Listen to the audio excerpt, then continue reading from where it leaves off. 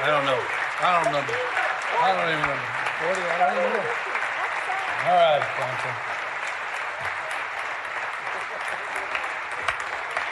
Thank you. Thank you, everybody.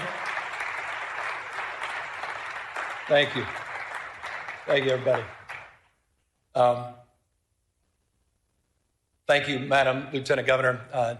The Speaker, I'll pick up on your remarks to the person who should be given the State of the State based on your reaction, our new Senate Pro Tem. My gosh. What is that? Clearly still in your honeymoon phase. You're going to enjoy it. I'm just saying. By the way, I was looking for some response from some of the folks over here on the right. When the Speaker said this is his last State of the State, I was assuming DeMaio would look up and maybe applaud or something. So hopefully a few of them are shaking their head. They're looking forward to this. The sad thing for you, you're going to have to endure about 45 to 50 minutes of this. And I say endure because we're all in this together, including myself. The reason I haven't been back here in a few years is, as you know, I have no problem speaking, and perhaps, sometimes a little more long-windedly than people like. But when it comes to the written text, that has never served me well. I did a little children's book a few years back that sort of exposed the truth, the ugly truth about my challenges with reading. I'm not shy or, embarrassed about my 960 SAT score, but I am a little bit about my inability to read the written text. And so it's always been something that I have to work through and I'm confronting. And so I say that with grace. I say that with the humility that's at hand today. And I also say that in the spirit, as I said, of what the Speaker was saying. For some of you, it may have been a little jarring, what he said. For others, it was more than appropriate. It's the stress that many of us are feeling, the stacking of stress in that journey the Lieutenant Governor is talking about over the last 7 years. And I don't think we've given ourselves the kind of grace that we deserve. We never had time to really reflect on everything we've been together. Last time I talked here was 2020. And all of a sudden, everything was virtual.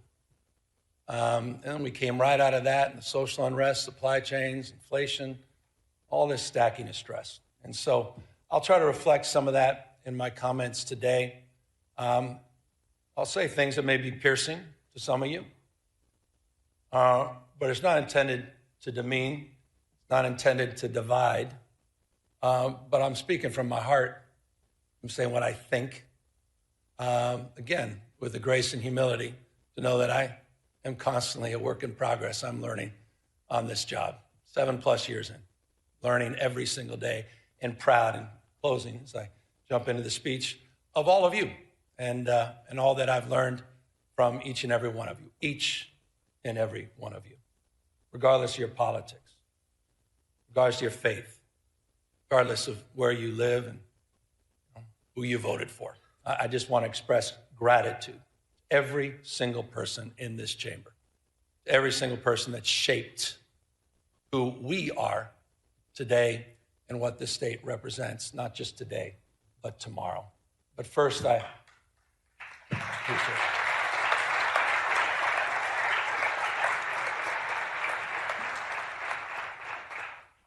Speaking of shaping things, I've been thinking a lot about, your final speech. Think about your life. Think about your journey. Think about the things that shaped you. And I'll begin a little bit with that, about having spent nearly my entire life, now almost 6 decades, along the rivers of this remarkable state, from my youthful days on the Upper American River with my dad to my time with my own children downriver, not too far from here. Those rivers that have shaped the story, not only my life, but shaped the story of California, a sense of place, from native people shaped by these rivers to men who extracted riches from their silt. The shout of Eureka, Eureka, when the madness began. Fortunes were made, fortunes were lost, time over and over again. Farmers who worked the soils, nourished by those rivers, settlements that turned into towns, towns that turned into thriving American port cities, industries in our state flourished. Through 2 world wars, a Great Depression, and social upheaval, booms and busts, California endured. California thrived. And the rivers, they kept flowing.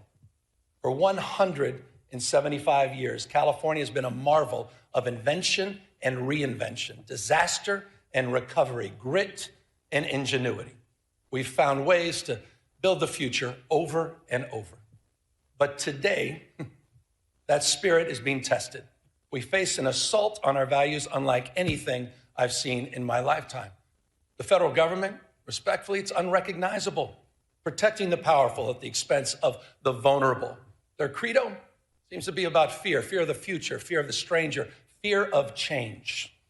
In Washington, the president believes that might makes right, that the courts are simply speed bumps, not stop signs, that democracy is a nuisance to be circumvented, secret police, businesses being raided, windows smashed, citizens detained, citizens shot, masked men snatching people in broad daylight, people disappearing, using American cities as training grounds for the United States military, purposeful chaos emanating from 1600 Pennsylvania Avenue, shifting a tax burden from the wealthy, from billionaires to small businesses, ranchers, farmers, and the middle class, lining the pockets of the rich, crony capitalism at unimaginable scale, state capitalism, self-dealing, profit-making, not policy-making, rolling back rights, marginalized communities, rewriting history, censoring historical facts.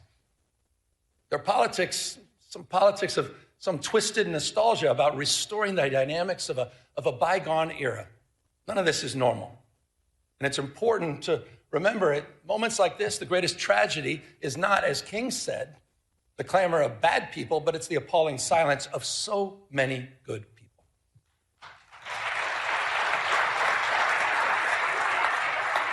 Not normal. But in California, we're not silent.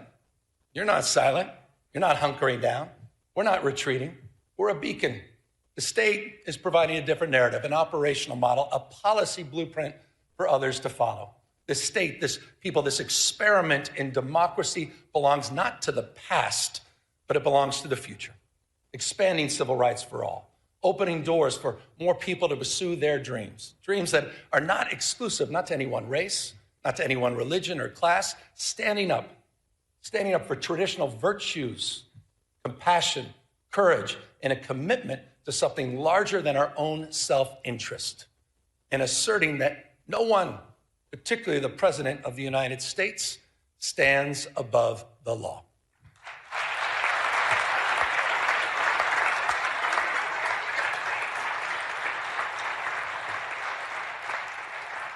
We've gone to court.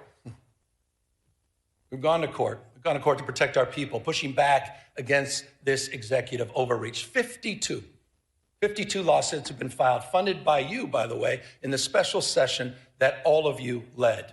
And as a consequence, point of pride for our Attorney General, as a consequence,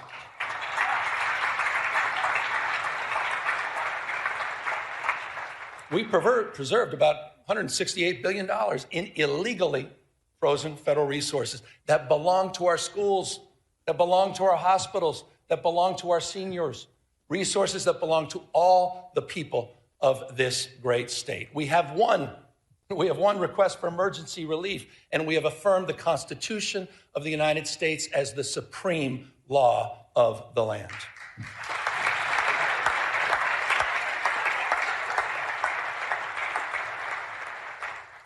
I say this with respect, but mindful. But Mr. President, you can't cut off critical food assistance for millions of people. You can't send the military into American cities without justification. And you cannot cruelly and illegally cut off funding for medical research, homeland security, or disaster response. That is wrong. That is wrong. And you have all stood up. You have all stood up. Our Attorney General has stood up. Our Speaker has stood up. Our pro tem has stood up. All of you, on behalf of all people in our state. Proud of that. You should be proud of that.